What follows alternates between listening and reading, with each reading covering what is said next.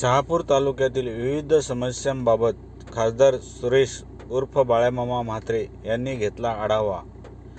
या बैठकीला विविध कार्यालयांचे शासकीय अधिकारी जसे की शहापूरच्या तहसीलदार श्रीमती कोमल ठाकूर, शहापूर पंचायत समितीचे गटविकास अधिकारी भास्कर रेंगडे, पाणीपुरवठा उपअभियंता विकास जाधव, बांधकामचे उपअभियंता खैरनार, आरोग्य, कृषी तसेच सार्वजनिक बांधकाम विभागाचे उपअभियंता, त्याचबरोबर तालुक्यातील निरनिराळ्या समस्या व आपल्या निवेदने घेऊन आलेले पदाधिकारी व शेतकरी वर्ग मोठ्या संख्येने उपस्थित होता।